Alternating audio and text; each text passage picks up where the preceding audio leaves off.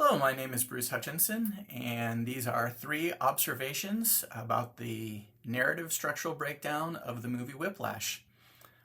If you're watching this on YouTube, I highly recommend you go to thehutchfiles.com where you can find my full breakdown with all of the timing of the acts of Whiplash, as well as some descriptions of the goals of the characters, as well as a transcript of this video. So today we're going to talk about three of the interesting aspects of the narrative structure of the movie Whiplash. The first thing we're going to talk about is the act level goals of our protagonist Andrew and our antagonist Fletcher.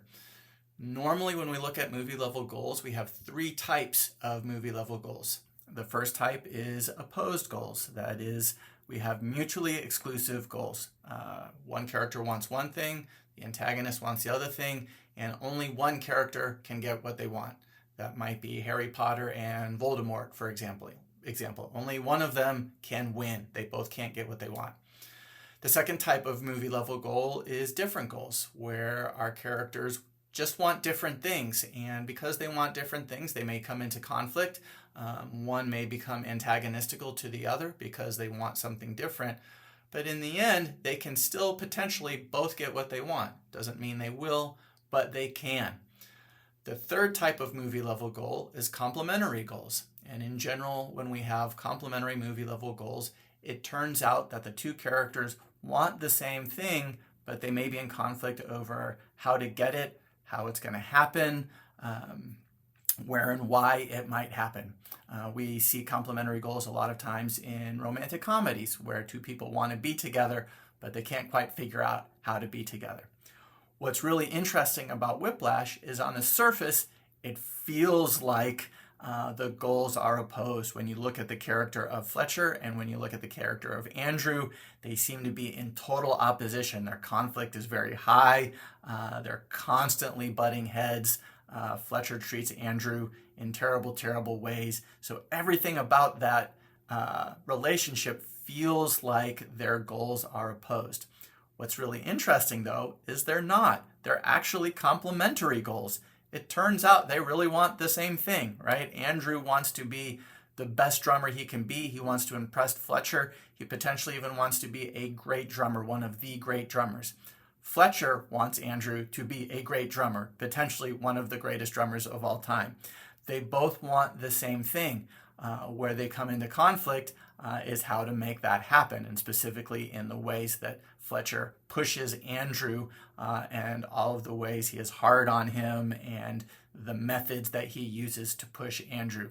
At the end of the movie, though, Andrew seems receptive to those things and rises to the occasion, and it seems like they will both accomplish their complementary movie level goals as Andrew rises to the trap that Fletcher has set for him at the JVC concert. So that's our first observation. Our second observation is about relationship goals. Generally, we have sort of an external goal and an internal goal in movies at the movie level.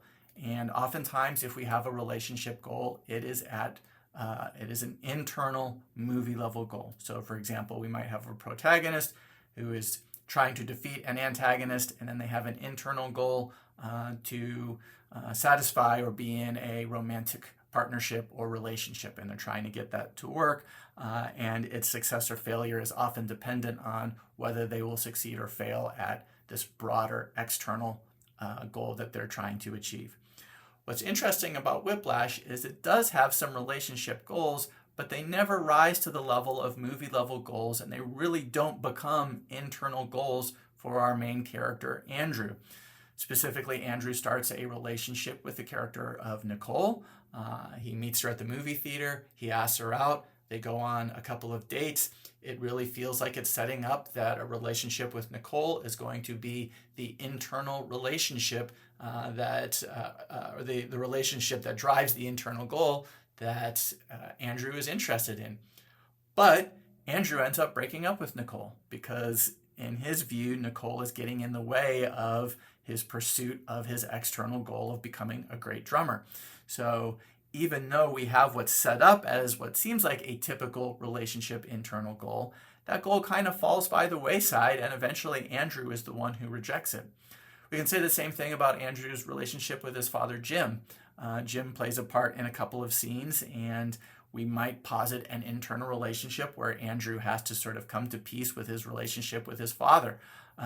That is kind of there. It's a bit of an internal goal for Andrew. But like the relationship with Nicole, it really gets pushed down, and it only plays out in 3 or 4 scenes across the whole movie, although it does play a part at the end because Jim is at the JVC concert. He sees how Fletcher sort of baits and traps Andrew, and he expects Andrew to walk away, and Andrew doesn't. And in the end, Andrew sort of chooses Fletcher over his own dad.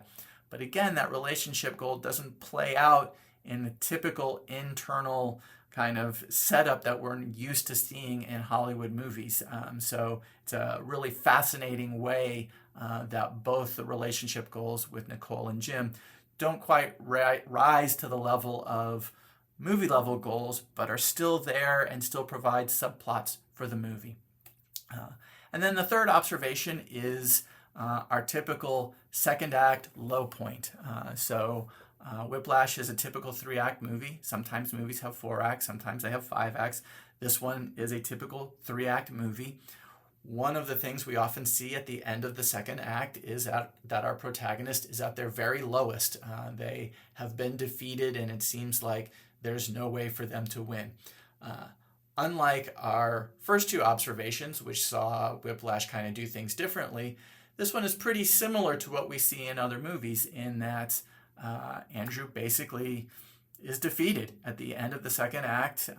He has gotten Fletcher fired from his job, and he's at a low point. What's kind of interesting and fascinating is he gives up on his external goal altogether. He quits drumming. He decides he's not going to drum at all, and seems like that's the end of the road. It almost feels like it's going to be the end of the movie. But of course, as we move into the final act, the third act, Andrew runs into Fletcher at a bar. Fletcher invites Andrew to play at the JVC concert, really to get back at him, but of course also perhaps to test him.